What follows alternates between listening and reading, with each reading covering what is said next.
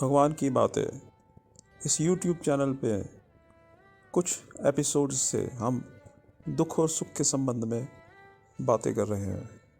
आइए उसी संबंध में कुछ और चर्चा करें। एक शिष्य ने अपने गुरु से पूछा, हे गुरुदेव, सुख क्या है?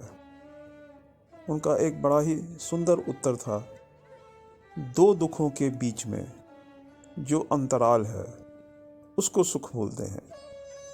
यानी सुख तब महसूस होता है जब एक दुख जाए। दुख का अभाव ही सुख की अनुभूति देता है और इतने में ही दूसरा दुख आ जाता है। तो सुख वास्तव में इस संसार में है नहीं। दुख के अभाव का नाम ही सुख है। सुख नाम की चीज इस संसार में मिलती ही नहीं। हाँ, अपनी आत्मा सुख स्वरूप है, कोई उसको पहचान ले तो। हम में से अधिकांश लोगों ने तो आत्मा शब्द ही नहीं सुना है। सुना भी है तो बहुत कैजुअल वे में हम उसको समझने की कोशिश करते हैं और उसके गहरे अर्थ को नहीं जानते हैं। कुछ तो इस शरीर को आत्मा मानते हैं, कुछ अपनी इंद्रियों को, कुछ प्राणों को और कुछ मन को आत्मा मानते हैं। आत्मा के सही स्वरूप को वो समझ नहीं पाते हैं। देखा जाए तो ये शरीर दुख और सुख का आयतन है। हम जो भी दुख और सुख भोगते हैं वो इस शरीर से ही भोगते हैं। हमारे शरीर में 5 ज्ञान इंद्रियां हैं और 5 ही कर्म इंद्रियां हैं। इन्हीं के द्वारा हम ज्ञान प्राप्त करते हैं और इन्हीं के द्वारा हम कर्म भी करते हैं। तो फलस्वरूप ज्ञान और कर्म के हमें जो अनुभूति होती है, या तो उसमें सुख होता है या दुख होता है। प्योर सुख और दुख नहीं होता। ज़्यादा सुख में थोड़े दुख का मिश्रण मिलेगा या ज़्यादा दुख में थोड़े सुख का मिश्रण मिलेगा।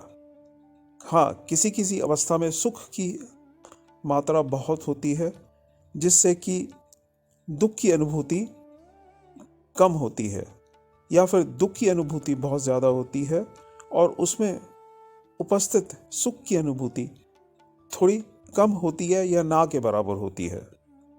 किसी भी विषय के संपर्क में जब हम आते हैं या उसको भोगते हैं तो हमें अंततः सुख या दुख इसकी अनुभूति होती है, या एक तीसरी अनुभूति भी होती है जिसको बोलते हैं हम तटस्थ, ना सुख ना दुख। परंतु ये तीनों ही अवस्थाएं बहुत देर तक रहती नहीं है, ये बदलती रहती हैं। हम दुख की इच्छा नहीं करते और ना ही दुख के लिए कोई चेष्टा करते हैं, परंतु हमें फिर भी दुख मिलता है।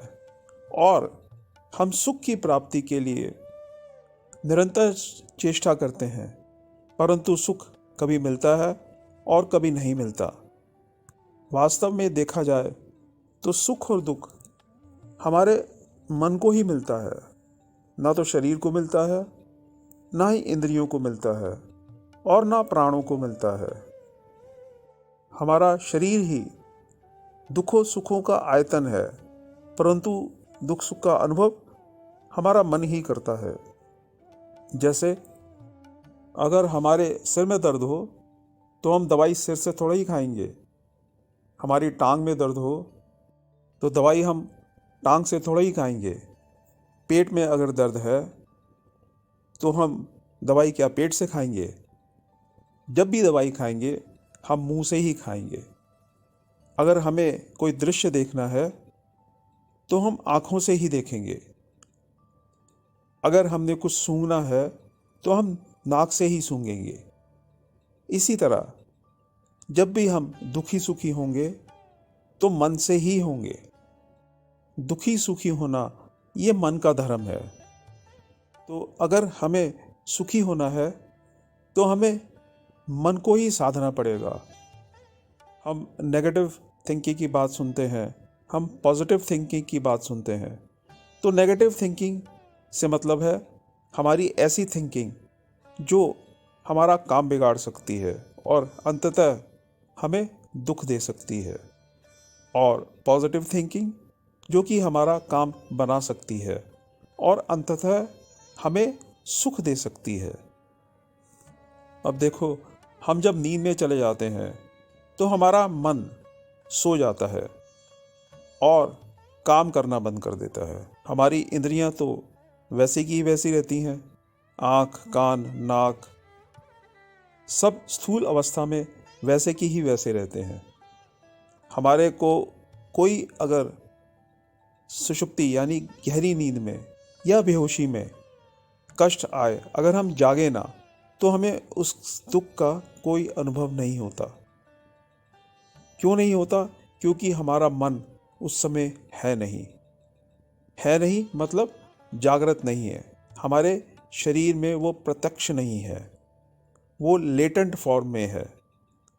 और क्योंकि दुख और सुख मन ही भोगता है, अगर मन का अस्तित्व ना रहे, जैसा कि गहरी नींद में या फिर बेहोशी में नहीं होता, तो ये दुख और सुख भोगे भी ना। वास्तव में अगर हमें सुखी होना है तो हमें अपने मन को ही ट्रेन करना पड़ेगा। हमारे शास्त्रों में दुखी होने के कारणों का विस्तार से विवेचन हुआ है और दुख के कारण को हटाने का भी तरीका हमारे शास्त्रों में है। किसी दुख को हटाने के लिए पहले हमें उसके कारण की जांच करनी होती है। जब हमें उसका कारण पता चल जाए तो उस कारण को दूर करने का हमारे को साधन पता होना चाहिए। जैसे कि अभी हमने कहा कि अगर हम बीमार हैं तो डॉक्टर के पास जाते हैं, तो डॉक्टर कारण ढूंढता है कि ये बीमारी आपको किस वजह से है। फिर वो ढूंढता है कि इस बीमारी को कैसे दूर किया जा सकता है।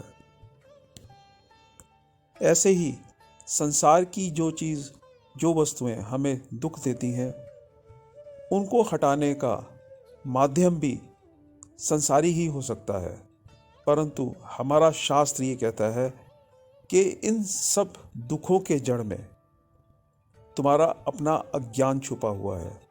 अगर तुम अपने अज्ञान को दूर कर लो तो हर तरह का दुख दूर हो सकता है। यानी दुखों से अत्यंतिक निवृत्ति मिल सकती है, यानी कि दुखों से हमेशा के लिए छुट्टी।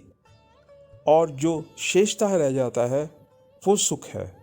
उसकी अनुभूति आपको उस अवस्था में हो सकती है। जैसे कि नींद में किसी दुख की अनुभूति नहीं होती, संसार के किसी विषय की अनुभूति नहीं होती, क्योंकि संसार की अनुभूति होने में दुख का होना निश्चित है, चाहे वो थोड़ा दुख हो या ज़्यादा दुख हो। ऐसे ही अपने ज्ञान, अपनी आत्मा का ज्ञान, अपने आप का ज्ञान प्राप्त कर लेने पर आपको दुख का लेश भी नहीं महसूस होगा। आपको संसार की अनुभूति नहीं होगी, और जितने भी संसार की अनुभूति होगी वो आपको दुख नहीं देगी वरन सुख देगी। आज इतना ही, फिर अगले एपिसोड में आपसे मिलेंगे। तब तक के लिए नमो नारायण।